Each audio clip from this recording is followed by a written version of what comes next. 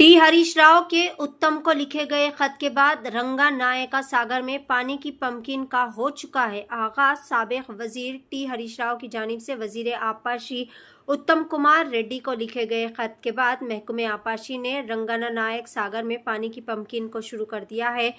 चूंकि आपाशी के अहदेदारान ने आया किट को पानी छोड़ने के साथ रंगा नायका सागर में पानी की सतह कम हो रही थी, इसलिए टी हरीश राव ने तवक्के जाहिर की थी कि यासांगी की ज़रूरियात को पूरा करने के लिए पानी की कमी होगी। 21 फरवरी को इनके खत के बाद महकमे आपाशी ने एक पंप चलाकर मुटमुनीर से अन्नपूर्णा रिजर्वायर के जरिए पानी उठाना शुरू किया। आपाशी के अहलकार 1 टीएमसी पानी पंप करेंगे। इस प्रोजेक्ट के तहत 50,000 एकड़ आयक थी, जो कि Kaleshwaram lift irrigation scheme Congress के झूठ का पर्दाफाश करते हुए टी हरीश राव ने सवाल किया था कि अगर कालेश्वरम गिर गया तो अन्नपूर्णा रिजर्वायर और रंगाना नायक सागर में पानी कैसे उठाया जाएगा।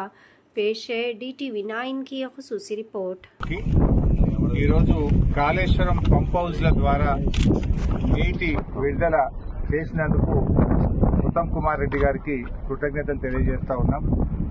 ముఖ్యంగా సిద్దిపేట నియోజకవర్గంలో 50,000 ఎకరాల్లో వరి పంట కాళేశ్వరం ప్రాజెక్ట్ కింద సాగవుతా ఉంది। అయితే పంట పొట్టకొచ్చే సమయంలో రంగనాయక సాగర్ రిజర్వాయర్లో నీటి లభ్యత తగ్గింది। మరి పైనుంచి 1 టీఎంసీని పంపు చేసి పంటలు కాపాడాలని మేము ప్రభుత్వాన్ని కోరాం।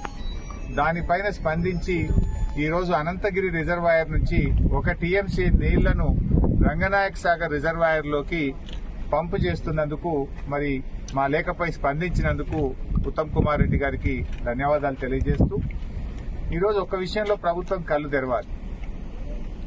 అంటే గత ప్రభుత్వం చేసిన మంచి పనులను తుడిచిపెట్టాలనో ఆ పనులను పక్కకు పెట్టాలనే ప్రయత్నంతో ప్రజలకు నష్టం చేయొద్దని నేను ప్రభుత్వాన్ని కోరుతా ఉన్నా। ఈరోజు ఎస్ఆర్ఎస్పీ స్టేజ్ 2 కింద అటు తుంగతుర్తి గాని, సూర్యాపేట గాని, కోదాడ గాని, అదేవిధంగా ఎస్ఆర్ఎస్పీ ప్రాజెక్టులో భాగంగా భూపాలపల్లిలో గాని చాలా చోట్ల పంటలు ఎండిపోతా ఉన్నాయి। గతంలో కాళేశ్వరం ద్వారా నీళ్లు విడుదల చేసి ఎస్ఆర్ఎస్పీ నీళ్లు తగ్గినా కూడా 1 ఎకరా కూడా ఎండకుండా బీఆర్ఎస్ ప్రభుత్వంలో 2 పంటలకు కూడా నీళ్లు ఇచ్చాం।